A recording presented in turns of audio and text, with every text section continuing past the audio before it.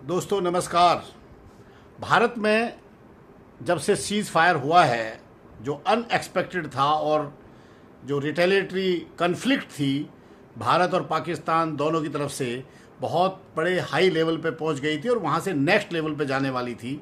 जहां के पहला जो हमने अटैक किया वो पाकिस्तान के 9 टेररिस्ट ट्रेनिंग कैंप्स के ऊपर और इस तरह की जगहों पे था जो हमने चिन्हित की थी, जहाँ पे पाकिस्तान के टेरर ग्रुप्स ऑपरेट करते थे, जैसे मोहम्मद वगैरह के हेडक्वार्टर्स थे। पहला दिन और दूसरे दिन जो स्ट्राइक हुई, जब पाकिस्तान ने रिटेलिएशन की, तो उसके बाद जो अटैक हुए वो उनके एयरपोर्ट्स के ऊपर अटैक किए हमने। और एयरपोर्ट्स पे अटैक होने के बाद में आप देखिए कि पाकिस्तान एकदम से आनन फानन में, उनको समझ नहीं आया कि अब हम क्या करें। इस तरह की मार पड़ी, इस तरह का आलम था। और पाकिस्तान ने पूरे वर्ल्ड को, अमेरिका को खासकर, भाग दौड़ करके ये मैनेज किया कि ये भारत की तरफ से सीज़ फायर कराया जाए। किसी तरह से सीज़ फायर हो गया। अब लोग ये क्वेश्चन पूछ रहे हैं कि भाई भारत क्यों एग्री हुआ, भारत ने क्यों ये स्टेप उठाया। भारत को नेक्स्ट लेवल पे लड़ाई को लेके जाना चाहिए था। जिस तरह से हम we were performing very well, काफ़ी सारे हमने वहाँ के आतंकवादी इंस्टॉलेशंस को ख़त्म कर दिया था। वहाँ हम जो भी उधर से ड्रोन अटैक्स आ रहे थे, जो भी उधर से मिसाइल आ रही थी, हमारे जो सिस्टम्स थे उनको अच्छी तरह से न्यूट्रलाइज कर रहे थे। And we were having a upper edge in the conflict 3-4 दिन के अंदर। बट ऐसा क्या हुआ कि ऑल ऑफ ए सडन, दोस्तों मैं आपको बताना चाहता हूँ कि अमेरिका का या डोनाल्ड ट्रंप का जो इन्वॉल्वमेंट हुआ वो क्यों हुआ। सरगोदा एयरपोर्ट इनका एक ऐसा एयरपोर्ट है जो किराना हिल्स के पास है। किराना हिल्स में पाकिस्तान की न्यूक्लियर फैसिलिटी है और किराना हिल्स और सरगोदा एयरपोर्ट का जो डिस्टेंस है that is only 22 kilometre. Sargodha airport ऐसा है जो वहाँ के पाकिस्तान की सेंट्रल एयर कमांड का हेडक्वार्टर भी है, वहाँ पे कोर ऑफ इंजीनियर्स का भी हेडक्वार्टर है। और पाकिस्तान ये क्लेम करता था कि सरगोदा की जो रनवे है उसको डैमेज नहीं किया जा सकता। वो इस तरह से उन्होंने कंस्ट्रक्शन की है कि that can not be damage. परंतु जब ब्रह्मोस का वहाँ पे अटैक किया भारत ने और वहाँ पे वाइब्रेशंस भी हुई धरती में, इस तरह की बात कही गई कि 4.7 रिक्टर स्केल पे मैग्नीट्यूड का भूकंप आया, 5 समथिंग का भूकंप आया।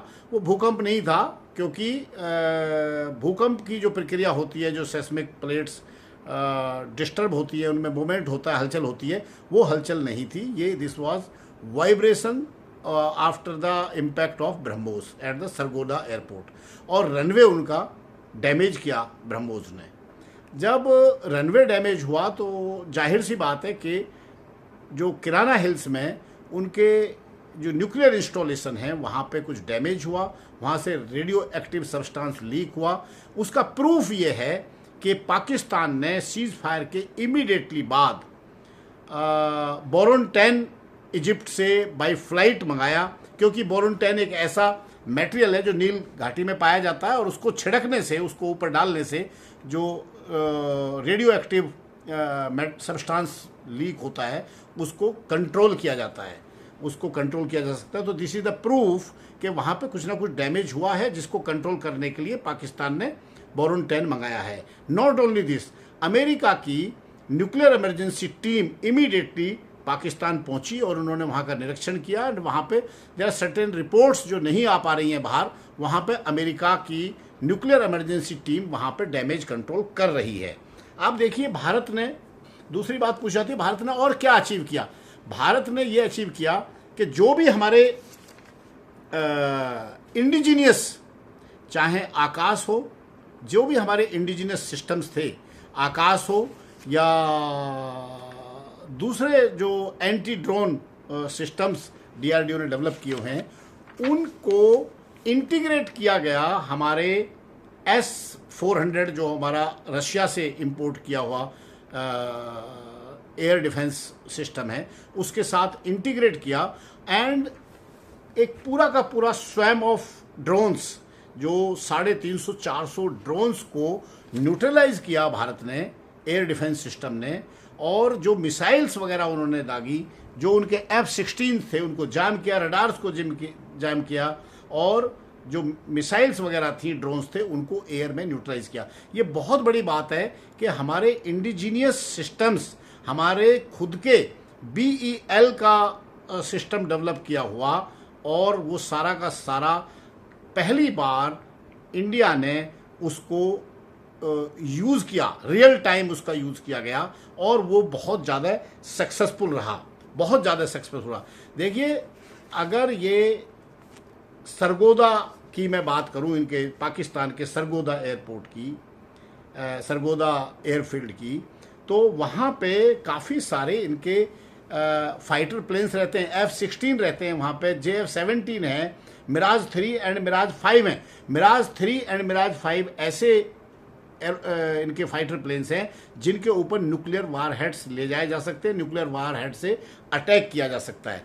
और सरगोदा जो एयरपोर्ट है वो इतना स्ट्रेटेजिक है कि वहाँ पे इनकी जो स्ट्रेटेजिक प्लानिंग डिवीज़न है उसका भी ऑफिस है, और न्यूक्लियर वार हेड्स हैं जो कि सरगोदा एयरपोर्ट जस्ट 22 किलोमीटर है, जहाँ से ये न्यूक्लियर वार हेड्स को ट्रांसपोर्ट कर सकते हैं, या जो टीम उसको मेंटेन करती है उस टीम को उस मैन पावर को जो मैनेज करती है, उसकी सिक्योरिटी मैनेज करती है, एक इनकी कोर ऑफ इंजीनियर्स की एक स्पेशल टीम है जो पूरे के पूरे न्यूक्लियर इंस्टॉलेशन की किराना हिल्स के अंदर उसको मैनेज करती है, उसको लुक आफ्टर करती है, एंड उसको प्रोटेक्ट करती है, उसको ऑपरेट करती है, उसको मेंटेन करती है।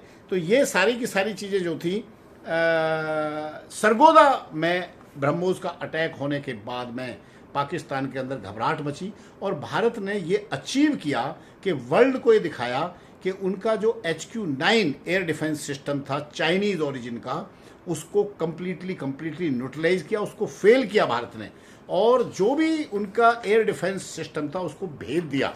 ये बहुत बड़ा एक अचीवमेंट है भारत का।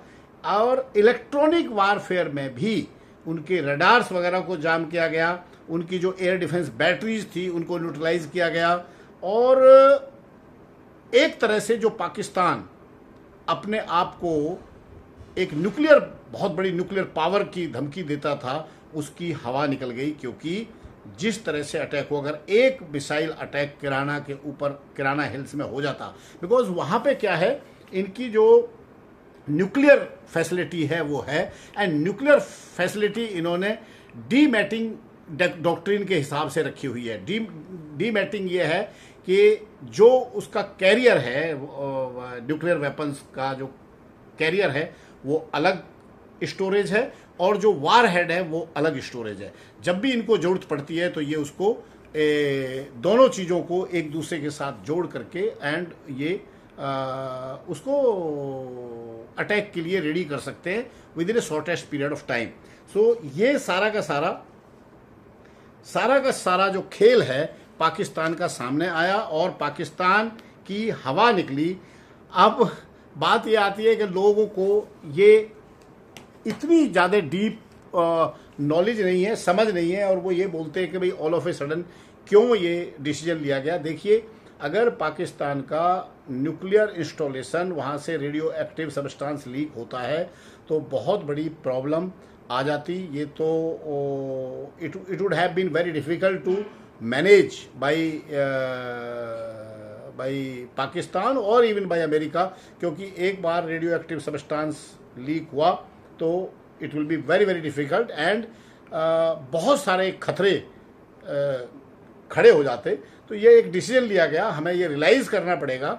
हाँ, जो प्रधानमंत्री जी ने उसके बाद में स्पीच दी है, और जो प्रधानमंत्री जी ने ये कहा है, श्री नरेंद्र मोदी ने जो ये कहा है कि अब जो भी टॉक होगी वो टॉक केवल POK के ऊपर होगी, ना तो इंडस वाटर ट्रीटी के ऊपर होगी, ना वो जो डिप्लोमेटिक स्टाफ कम किया उसके ऊपर होगी, ना बाघा बॉर्डर, अटारी बॉर्डर के ऊपर होगी, ना ही वीज़ा नॉर्म्स रिलैक्सेशन के ऊपर होगी, जो और दूसरी चीज़ें हैं उनके ऊपर टॉक ही नहीं होगी। और ट्रेड, टॉक एंड टेरर तीनों चीज़ एक साथ नहीं चलेंगी। ये बड़ा क्रिस्टल क्लियर मैसेज है। आई थिंक डिफेंस फोर्सेस ने जिस तरह का प्रदर्शन किया, जिस तरह का टेरर पाकिस्तान को के दिमाग में, जहन में इंस्टिल किया, और अमेरिका, चाइना और तुर्की, अजरबैजान जो इनके साथ में खड़े थे, उनको भी एक ऐसा मैसेज गया है कि इंडिया इज़ मूविंग अहेड।